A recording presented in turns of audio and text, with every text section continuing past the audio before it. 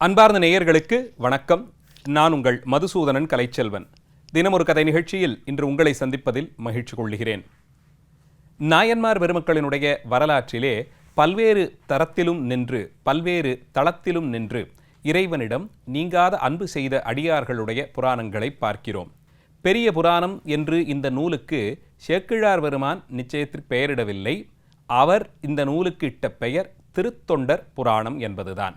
ஆனால் அதிலே பேசப்பட்டவர்கள் எல்லோருமே பெரியவர்களாக அவர்கள் செய்த செயலெல்லாம் அரும்பெரும் செயல்களாக இருப்பதினாலே அந்நூலை பெரிய புராணம் என்று அழைக்கிறோம். அவர்களுக்குள்ளேயும் சிறுதொண்டர் என்ற ஒருவருடைய புராணம். இறைவனே அவரை பார்த்து நீர்தான் பெரிய சிறுதொண்டரோ என்று அழைக்கும் பெரிய என்று முன்னொட்டு கொண்ட தனித்துவம் நிறைந்த அடியவர். இவருடைய புராணத்தை பற்றியும் அதன் மூலமாக இறைவன் உலகத்திற்கு இவருடைய அன்பை வெளிப்படுத்திய விதத்தையும் இன்றைய நிகழ்ச்சியிலே பார்க்கலாம். திருச்செங்காட்டங்குடி என்ற திருத்தலம் சோழ வளநாட்டிலே பெருமை நிறைந்த அத்திருத்தலத்திலே கணபதீச்சரம் என்ற ஆலயம். அந்த ஆலயத்தில் இருக்கும் இறைவனுடைய திருவருளாலே மகாமாத்திரர்களாக அறியப்படும் குலத்திலே தோன்றியருளியவர். அந்த குலத்தின் சிறப்பு, இவர்கள் அரசருக்கு பெருமளவில் உதவி செய்யக்கூடிய அமைச்சரினும் உயர்ந்த போர் நடத்தும் திறமையுடைய பதவி வகிப்பவர்கள். அந்த குலத்திற்கே ஏற்றது போலே தர்ம சாத்திரங்கள், போர்ப்பயிற்சி, வில் வாழ்பயிற்சி, குதிரை ஏற்றம், யானை ஏற்றம், ஒரு பெரிய படையை முன்னின்று நடத்தி சென்று போர் செய்யக்கூடிய திறமை இவற்றிலெல்லாம் தனித்துவம் பெற்று விளங்கினார் பரஞ்சோதியார் என்னும் இவர். இயற்பெயர் பரஞ்சோதியார் என்பது. அந்த பெயராலே தான் இவர் அரச நிலையிலும் அறியப்படுகிறார். இவர் தலைமையேற்று முன்னின்று நடத்திய போர்களிலே வாதாபி என்றழைக்கப்படும் நகரத்தில் சாளுக்கிய மன்னர்களை எதிர்த்து செய்த போர் மிகவும் பிரபலமானது.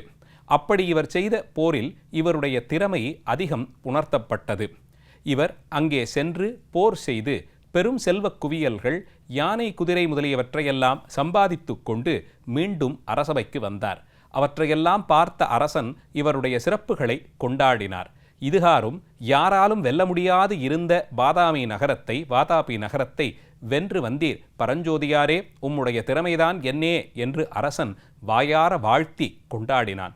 அப்போது அங்கே இருந்த மற்றைய தலைவர்கள் பார்த்து, அரசே, இவரோ எல்லாம் வல்ல சிவபெரும்பொருளுக்கு அடிமை பூண்டவர்.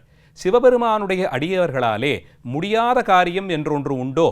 உலகில் இவர்கள் நினைத்தபடியே எல்லாவற்றையும் இறைவன் திருவருள் நடத்தி கொடுக்க இவருக்கென்ன குறை என்று கூறினார்கள். அதை கேட்ட அரசன் பதறிப்போனான். ஐயா, நீங்கள் அரசுக்கு சேவை செய்பவர் என்றுதானே உங்களை நான் அறிந்திருந்தேன். ஆனால் நீங்கள் சிவனடியார்களுக்கும் இறைவனுக்கும் சிவபெருமானுக்கும் தொண்டு செய்பவரோ என்று கலங்கினான். உங்களை எனக்கான ஏவலாளாக நான் கொண்டிருந்தேனே, என் சார்பாக போர் செய்யும்படியாக பணித்தேனே, ஐயோ குற்றம் செய்துவிட்டேன், அடியேனை நீங்கள் மன்னிக்க வேண்டும் என்று கதறி அழுது நின்றான். அரசனுடைய அந்த தன்மையை பார்த்த பரஞ்சோதியார் இறங்கி வந்து, அரசே, நீங்கள் செய்ததில் எந்த குறையும் இல்லை. மக்களுக்கு இப்படி சேவை செய்யும் பொருட்டு அடியேனுடைய காலமும் கழியும்படியாய் இறைவன் திருவுள்ளம் இருந்தவாறுதான் எல்லாம் நடந்தது என்று கூறி நின்றார். அந்த நிலையில் இனி அவரை அரச பொறுப்பிலே அமர்த்தி அவரிடமிருந்து வேலை பெறக்கூடாது என்று எண்ணிய அரசன் அவருக்கு போதுமான திரவியங்களை கொடுத்து நிதி சகாயம் செய்து அவருக்கு பொன்னும் பொருளும் கொடுத்து அவரை அவருடைய ஊரிலே இருந்து தொண்டு செய்யும்படியாக பணித்தான். இந்த நிலையில் அரச பதவியிலிருந்து இறங்கிய பரஞ்சோதியார் தம்முடைய பிறந்த திருத்தலமான திருச்செங்காட்டங்குடி திருத்தலத்திற்கு எழுந்தருளி அங்கே உறையும் கணபதீச்சரத்து பெருமானுக்கும் அவன் அடியார்களுக்கும் தொண்டு செய்வதே பணியாக கொண்டு வாழத் தொடங்கினார். அப்படியவர் செய்து வந்த தொண்டில் மிக முக்கியமான தொண்டு நாள்தோறும் சிவனடியாருக்கு அன்னமிடுவது. இந்த நிலையில் அவருக்கு திருவெண்காட்டு நங்கை என்ற மாதரசியாரோடு திருமணம் நடைபெற்றது. இருவருமாய் சேர்ந்து இறைவனுக்கும் அவன் அடியார்களுக்கும் தினமும் தொண்டு செய்து வந்தார்கள். அடியார்களுக்கு அன்னமிடுதல் ஆகிற உயர்ந்த தர்மத்தை நாள்தோறும் செய்து வந்த பரஞ்சோதியார் அடியார்கள் முன்பாக தன்னையே தான் குறைத்து நின்று அவர்கள் முன்பாக வணங்கி குறுகி நிற்பதை பார்த்தது இவருடைய சிறப்பை சிறுதொண்டர் என்ற திருநாமத்தால் எல்லோரும் அறியும்படியாயிற்று. அன்று முதல் இவர் சிறுதொண்டர் என்றே எல்லோராலும் அழைக்கப்பட்டார். தன்னையே தான் மிகவும் சிறியவராக கருதி கொள்ளுதல் என்பதற்கு மிகுந்த தத்துவ முதிர்ச்சி வேண்டும். உயிர்கள் ஞான நெறியிலே செல்லும்போது நான் என்ற அந்த ஆணவம் தலையெடுக்காது தன்னையே தான் மிகவும் எளியவன், மிகவும் சிறியவன் என்ற நிலையில் இருத்தி கொள்ளக்கூடிய பக்குவம் அது உடையவராக விளங்கினார் சிறுதொண்டர். இவருடைய சிறப்பு, இவர் செய்து வந்த தொண்டின் சிறப்பு. அதற்கு இறைவன் பரிசாக ஒரு குழந்தை, ஆண் குழந்தை பிறந்தது. அந்த குழந்தைக்கு சீராளத்தேவர் என்று பெயரிட்டு அன்பும் அருளோடும் வளர்த்து வந்தார். அந்த குழந்தை வளர்ந்து 5 வயது பருவம் கடந்திருந்தது. அதை அங்கே பள்ளிக்கூடத்தில் சேர்த்து சிவனறி செல்வத்தோடு அந்த பிள்ளையை வளர்க்கும்படியான ஒரு சூழலில் நாள்தோறும் இறைவனுக்கு தொண்டு செய்தும் அங்கே வரக்கூடிய அடியவர்களுக்கு அன்னமிட்டும் வாழ்ந்து வந்தார்.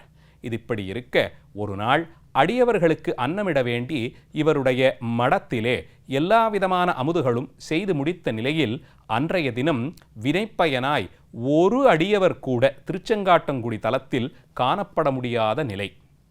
இதனால் மனம் வருந்திய சிறுதொண்டர் வீதிகள் தோறும் சென்று தேடி பார்த்து வந்தார். மீண்டும் இல்லத்திற்கு வந்தவர் மனைவியிடமும் தங்களுக்கு உதவிக்காக அங்கே இருந்த தாதியான சந்தனத்தாதியாரிடத்தேயும் தெரிவித்து, நாம் ஊர் எல்லை வரை சென்று பார்த்து வருகிறோம், நீங்கள் பொறுத்திருங்கள் என்று கூறி அடியார்களை தேடிக்கொண்டு சென்றார். சிறுதொண்டர் செய்து வந்த தொண்டை, அவருடைய சிறப்பை உலகிற்கு உணர்த்த அன்றைய தினத்தை தேர்ந்தெடுத்திருந்தான் வடகைலாயத்திற்கு இறைவனான சிவபெருமான்.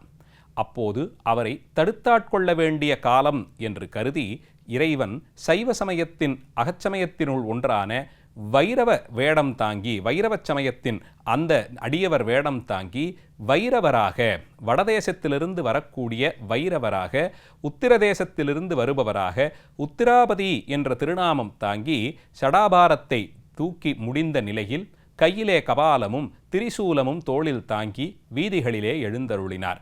திருச்செங்காட்டங்குடியை இறைவன் இப்படி வந்து அடைந்து சிறுதொண்டருடைய மடத்திற்கும் எழுந்தருளினார். மடத்து வாயிலில் வந்து நின்ற இறைவனுடைய வரவை பார்த்து மனமகிழ்ந்த திருவெண்காட்டு நங்கையும் சந்தனத்தாதியாரும் இறைவனுடைய திருவடிகளில் விழுந்து வணங்கினார்கள். சிறுதொண்டருடைய இல்லம் இதுவோ என்று இறைவன் கேட்க, ஆம் ஐயா, அவர் அடியவர்களை தேடிக்கொண்டு, அவர்களுக்கு அன்னமிட வேண்டி அடியவர்களை தேடிக்கொண்டு சென்றிருக்கிறார், சற்று நேரத்திற்கெல்லாம் வந்து விடுவார், நீங்கள் உள்ளே எழுந்தருளி இருக்க வேண்டும் என்று வேண்டினார்கள். பெண்கள் மட்டும் இருக்கும் இல்லத்திற்குள் நாம் எழுந்தருளுவது வழக்கமில்லை. ஆகையால் சிறுதொண்டர் வரும் அளவிலும் நாம் கணபதீச்சரத்தில் இருக்கக்கூடிய ஆத்திமரத்தின் அடியிலே அமர்ந்திருக்கிறோம், அவரை வந்து நம்மை பார்க்கச் சொல்லுங்கள் என்று கூறி இறைவன் ஆலயத்தினுள்ளே ஆத்திமர நிழலுக்கு சென்று அங்கே தவத்தில் ஈற்றிருந்தார்.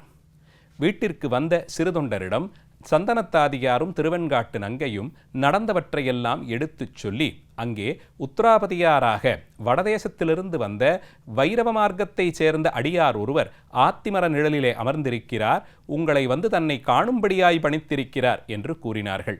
செய்த தவத்தின் பயனாய் இன்றைய தினம் அடியவர் ஒருவர் அன்னமிடுவதற்கு வாய்த்தார் என்று மனமகிழ்ந்தார் சிறுதொண்டர். ஓடி ஓடிச் சென்று ஆத்திமரத்தின் அடியில் வீற்றிருந்த இறைவனை பார்த்து அவர் திருவடிகளிலே விழுந்து வணங்கி சிரத்தையோடு நின்றார்.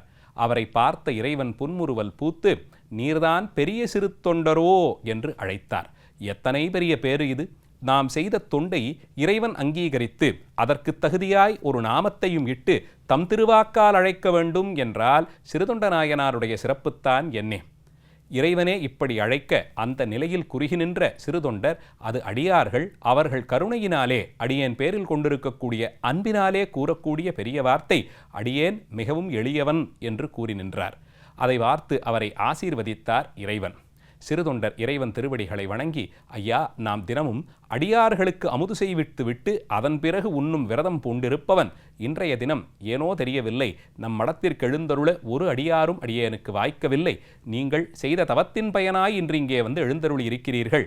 உங்களை வேண்டி கேட்டுக்கொள்ளுகிறேன், நீங்கள் நம்முடைய மடத்திற்கு எழுந்தருளி அமுது செய்ய வேண்டும் என்று அழைத்தார். அதை கேட்ட உத்திராபதியார் சிரித்தபடியே, சிறுதொண்டரே, நாம் உண்ணும் உணவு மிகவும் அரியது, அதை எல்லோராலும் பாகம் பண்ணி தர முடியாது என்று கூறினார். இதை கேட்ட சிறுதொண்டர், ஐயா, வேண்டி கேட்டுக்கொள்ளுகிறேன், உங்கள் உணவு விரதத்தினுடைய வழக்கம்தான் என்ன என்று கூறுங்கள், என்றதனையும் அதை நாம் பாகம் பண்ணி தருகிறோம் என்று கூறினார்.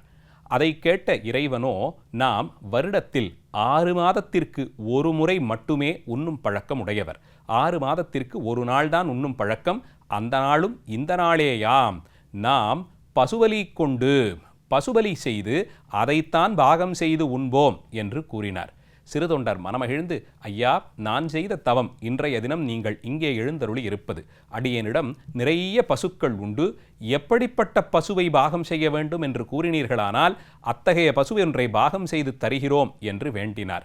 இறைவனோ, நாம் உண்பது நரப்பசுவை, அதுவும் குலத்திற்கு சிறந்தவனாய் ஒரே பிள்ளையாய் 5 வயது நிரம்பிய ஒருவனை தாயும் தந்தையும் சேர்த்து அறுத்து அந்த மாமிசத்தை பாகம் பண்ணி அன்னையார் பரிமாற நாம் உண்ணும் விரதம் நம்முடையது என்று கூறினார்.